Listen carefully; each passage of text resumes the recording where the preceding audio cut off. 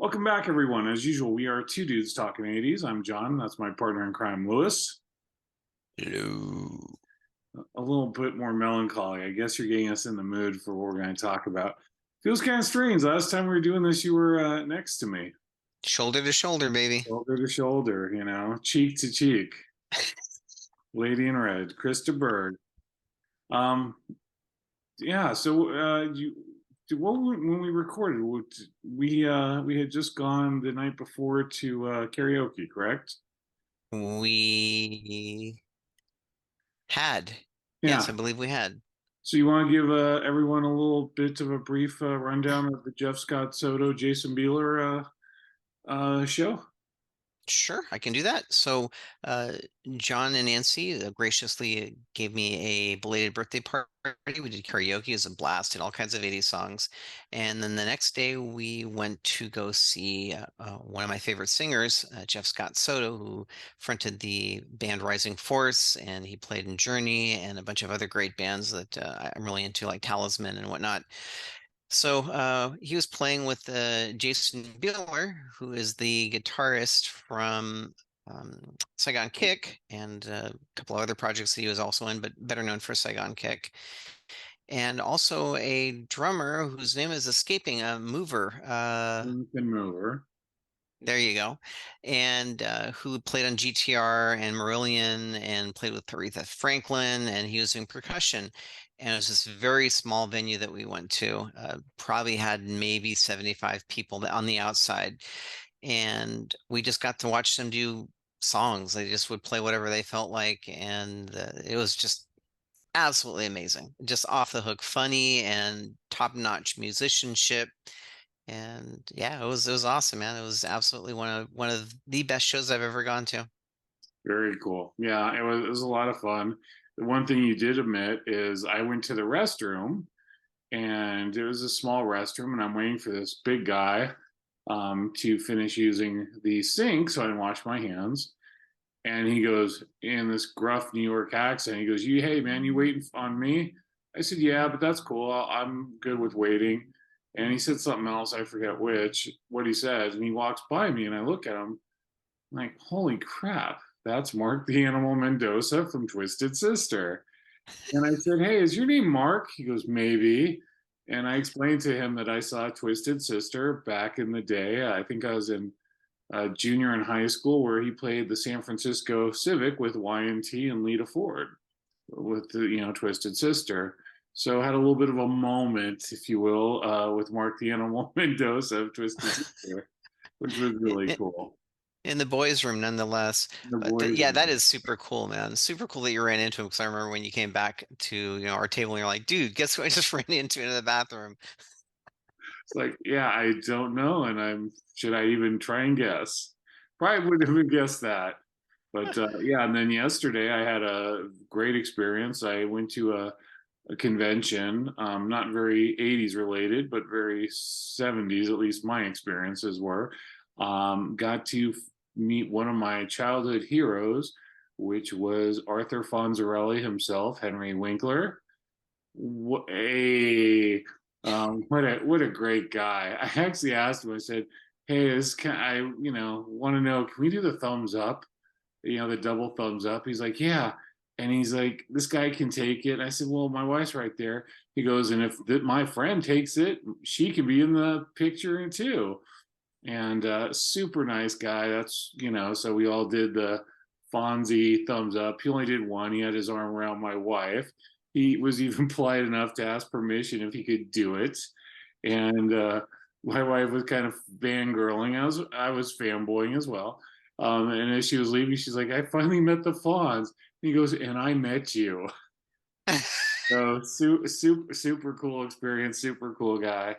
And I met once again the cast of one of my all-time favorite movies, The Warriors. So they have a bunch of the members of the Warriors show up. I will be there. But anyway, I digress. Let's talk about what we're supposed to talk about, and that's 80s.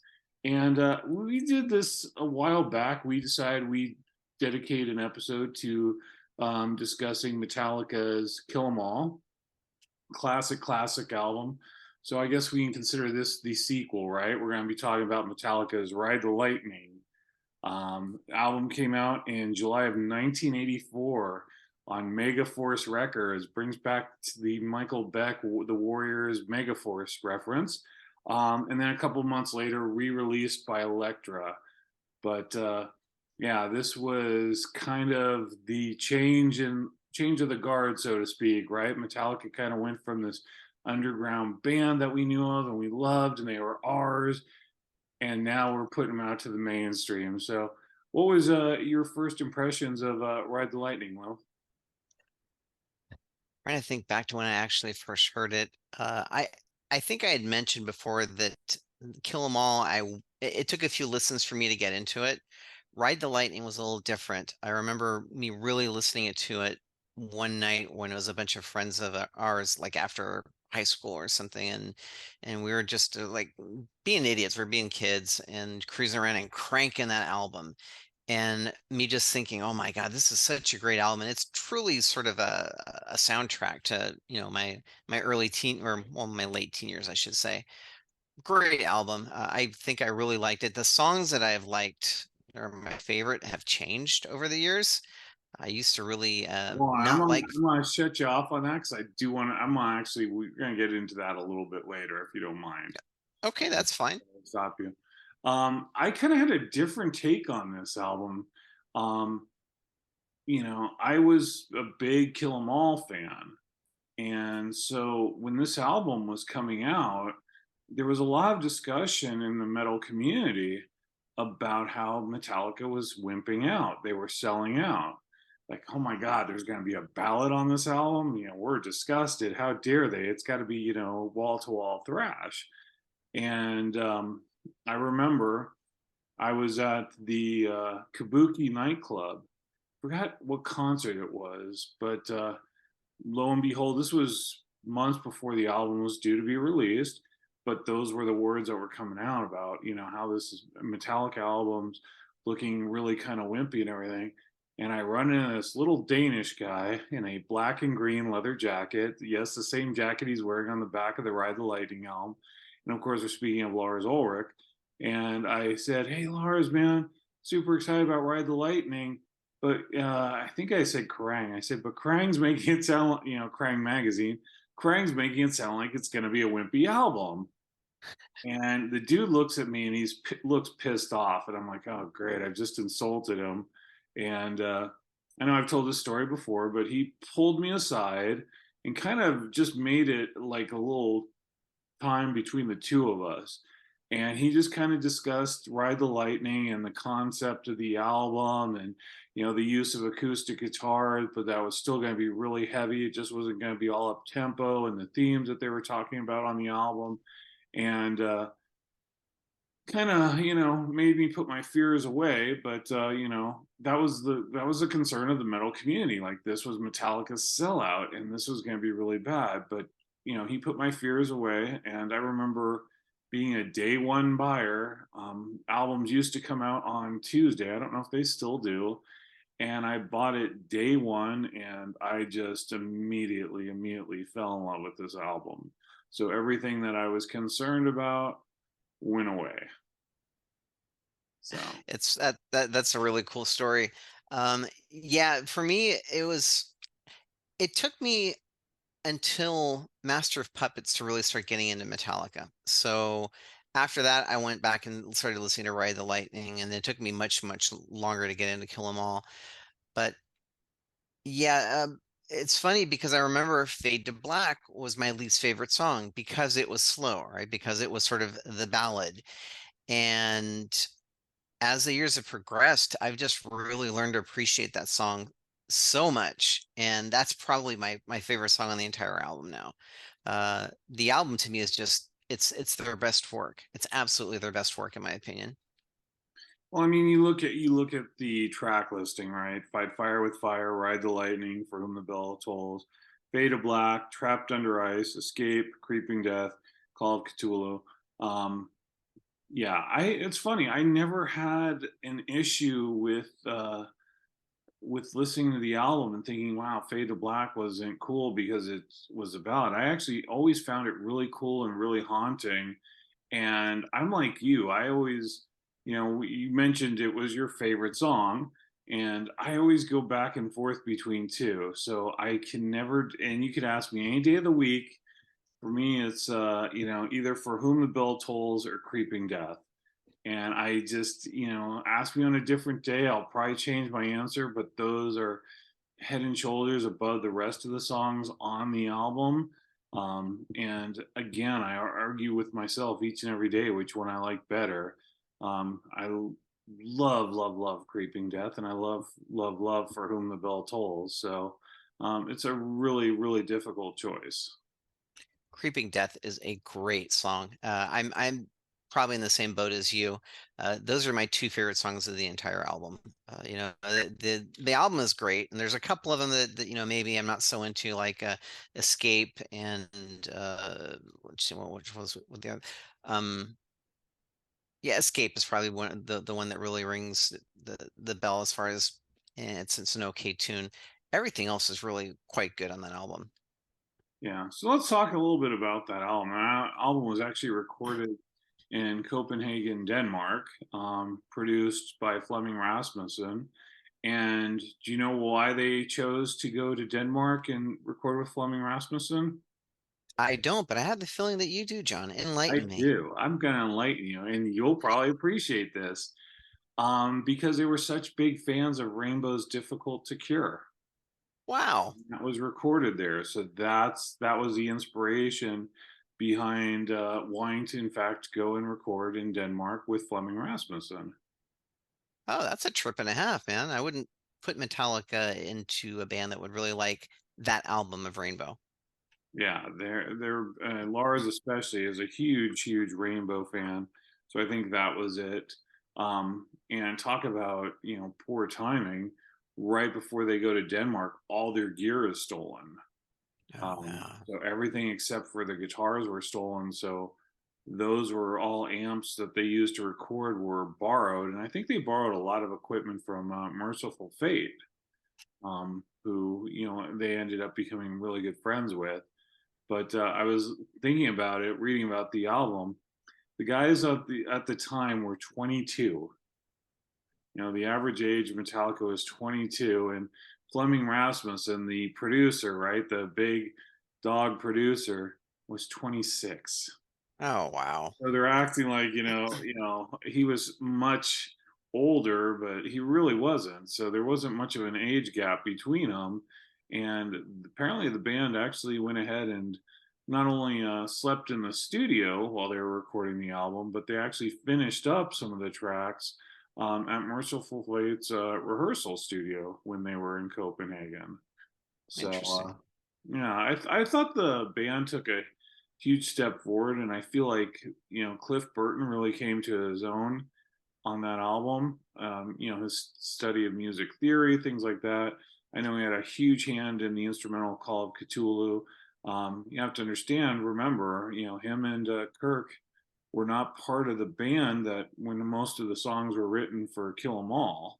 Right. Those albums were written prior, with Kirk just coming on board afterwards. But I think he really took a step forward with the songwriting, and it's pretty amazing. That's it's not my favorite instrumental, but it's really good. But I have to admit it, it's one of those things that, as much as I enjoy it, I probably don't listen to it very often.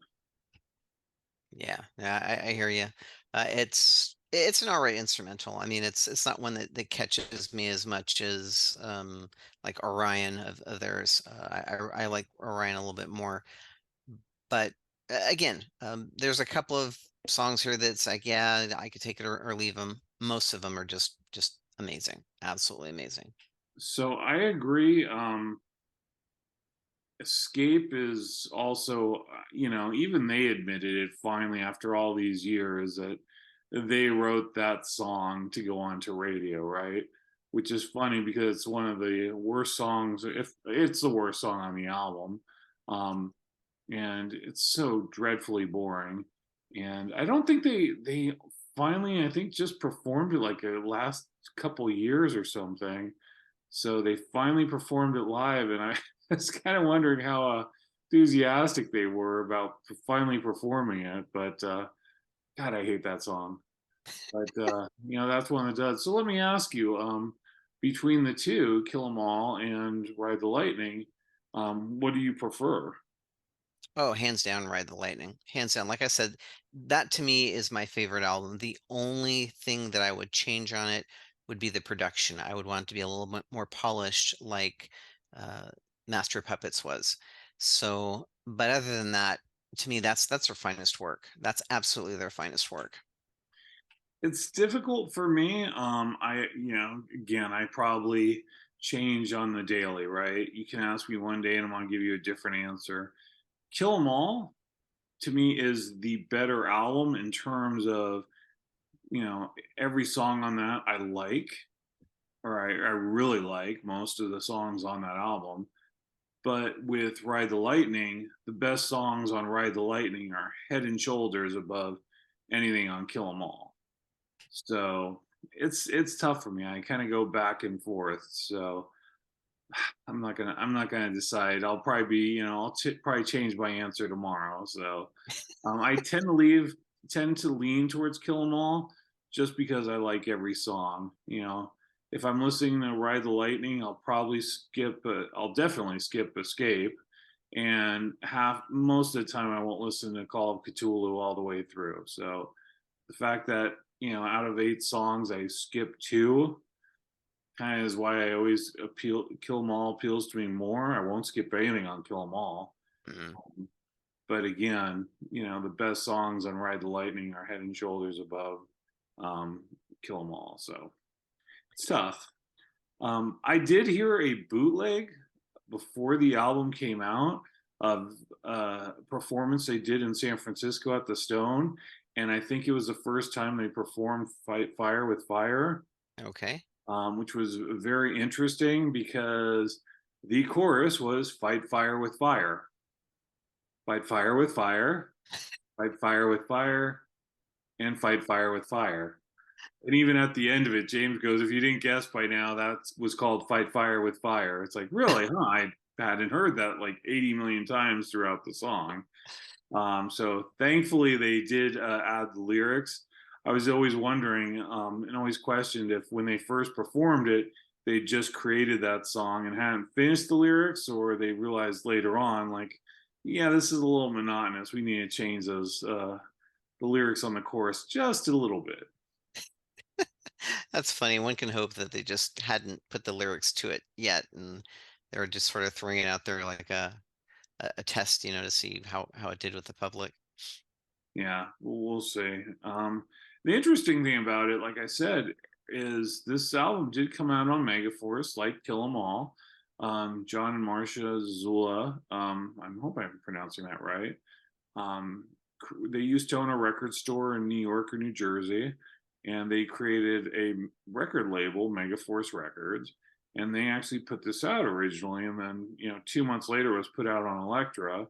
So you mentioned the production; it probably was a budgetary thing. They didn't have the production, the dollars for the production because it was still on an independent label, but man, it was shocking to find out Elektra picked up Metallica because like I said, it still was one of those things where the metal community was like, no, they're ours. This is our little thrash metal, thing. And, these bands aren't going to get signed to major labels. If you had told me that Metallica was going to be on a major label, I would have laughed at you. And if you had told me Metallica was going to get airplay, I really would have laughed at you. But kind of interesting to see how that turned out, right? Yeah, absolutely. I remember friends of mine, like we'd go and let's say that you ran into one of the guys of Metallica on the street or something, and you'd ask, "Oh, did you get his autograph?" No, they don't give out autographs, man. You don't ask them for autographs. It was like it, it wasn't like it was something beneath them. It was just something that's like, no, we're just a band. We don't give out autographs. It's hard to explain, but it was like you'd be stupid if you asked them for an autograph. It was sort of like that's the way it felt. Did you have that same impression, Jen, when you were listening to them, especially in the early days? You know, I ran into them so many times throughout, that period. I interacted with Kirk Hammett, like I just talked about Lars. James was always, every interaction I had with James, he just seemed like he didn't want to talk to people. And he's actually addressed that later on. And I even remember running into Cliff Burton at a GBH Metal Church show at the farm. And but mostly I spoke to Kirk, like I had, some interactions with him and Lars. But yeah, I know it was one of those things. I just didn't feel like asking for an autograph was anything I would have ever thought of because it just didn't seem like they were that big, right? At the time, you kind of felt they were, just your band, and they were our band, and they're our little known secret, and you never expected them to be that popular. I mean, maybe there were a few people that did. I never in a million years would have thought the popularity now. I mean, they're playing out here at SoFi Stadium 2 nights, and I'm looking at the ticket prices. I'm like going, oh my god, I can't. It's like, do I really, if I knew the set list, maybe I'd change my mind. But I look at the price, I'm like, no, I'm not thinking about it. But talking about Ride the Lightning, after the album came out, I was actually fortunate. I don't know if it was even considered a tour at that time or they were just playing locally, but I saw the first two shows after they released Ride the Lightning, and they were both weeknights. And my mother had a rule. She said, you can go to any concert you want, but your ass is going to school the next day. So, oh man, I was tired. I was up, and I saw photos of it. I had the little, what is it, like Kodak 110, that you would take pictures with, and then I take them to the photomat or whatever, Walgreens or whoever printed them up the next day. Didn't get anything really great of those shots, but yeah, 2 nights in a row.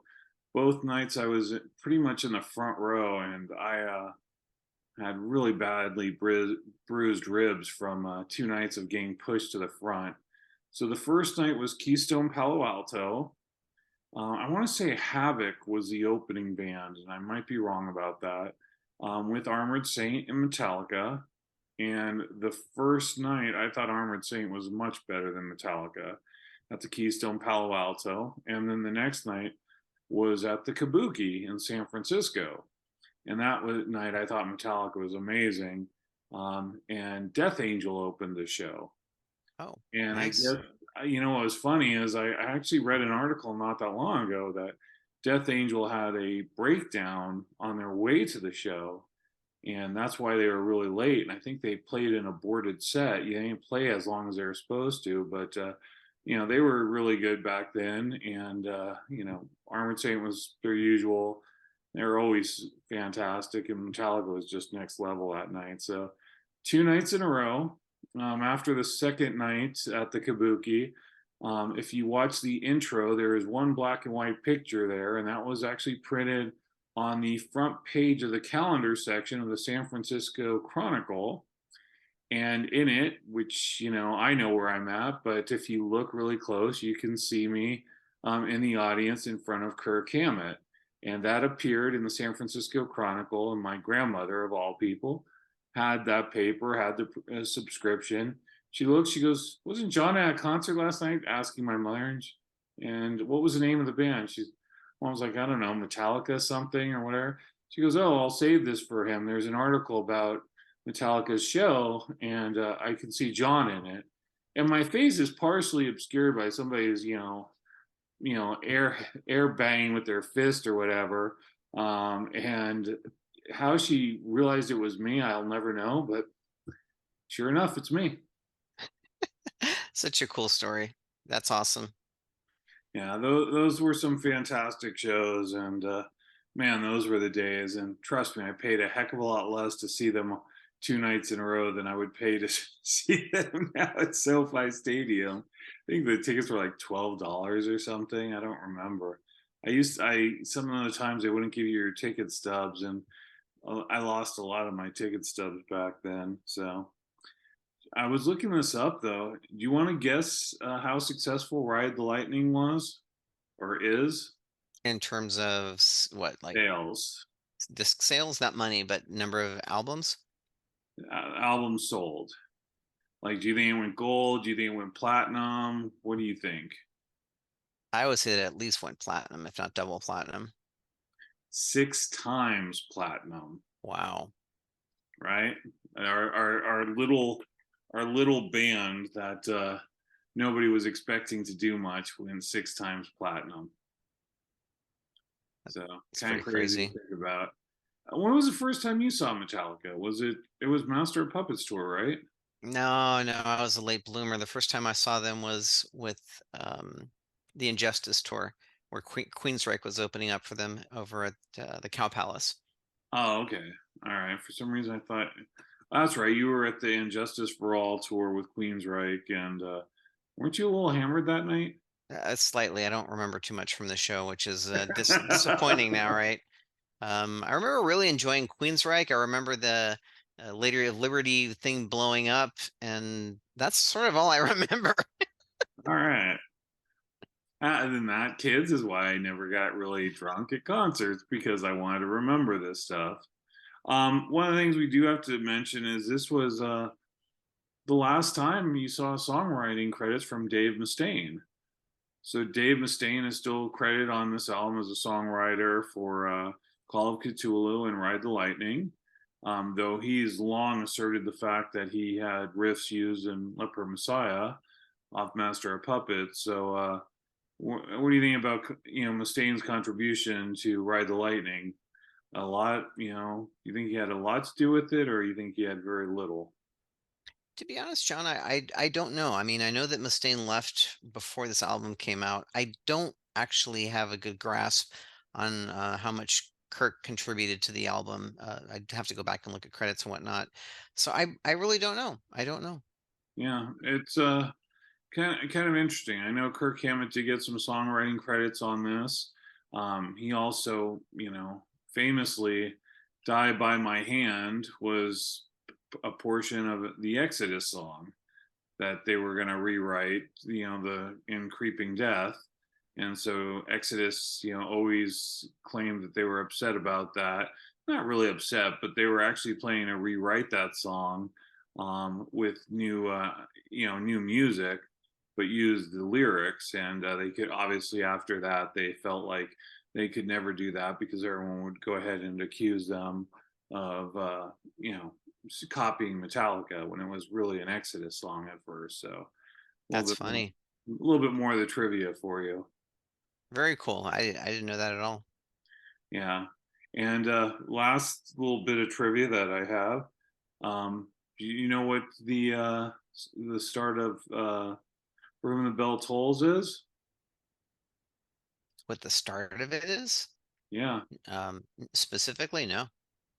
The banging you hear, which sounds like a gong or a bell, is actually Bell? Lars Ulrich hitting an anvil.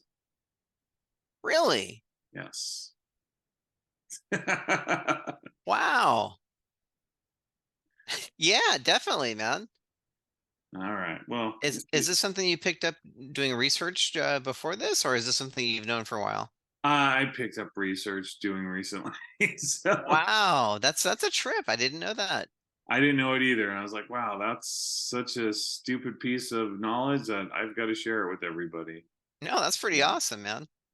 So, so if you found out Metallica was doing an album in their entirety, and you had a choice between Kill 'Em All, the Black Album, Ride the Lightning, or Master of Puppets, and they were doing it in its entirety, which show would you go to? Ah, that's tough, man, but I still think I'd stick with my tried and true Ride the Lightning. That's my my off the hip answer. You know what? I think I would do that too. Like I said, I was fortunate enough to see them in their heyday. But I don't remember them. I know they didn't play Escape. I know they didn't play Call of Cthulhu when I saw them. At least I don't remember it. But I know they did play it. I used to have a bootleg where they played that. They performed it before, and I'm sure they performed it since. But I don't remember them playing it on the shows that I saw, and I don't Trapped Under Ice, and I don't remember, and Escape obviously didn't get played. I think everything else they did. As a matter of fact, I'm sure they played everything else. So I was able to see that in its heyday. Didn't see the Kill 'Em All tour. That would have been, those shows before Kill 'Em All and everything would have been pretty amazing. But I'm fortunate enough to have seen Ride the Lightning. So we'll go with that. Anything you want to add in terms of this metal heyday, so to speak, when No, we lost our little boys from San Francisco to superstardom? no, not really, John. I again, this is one of my favorite albums of theirs. My favorite album of theirs, not one of. And yeah, it's really cool that we got to talk about it. Well, brother, well, thank you. I know I kept you up past your bedtime to do this. We got a little bit of a late start this weekend, but I'm glad we got to do it as well. So, thank you guys for watching. As always, we hope you appreciated this episode. Please hit the like button, hit the subscribe button if you haven't done so already. Let us know your favorite tracks from this fantastic 6 times platinum, which still blows my mind, album. And Lou, take us out, brother. Peace out. Namaste. Thank you, guys.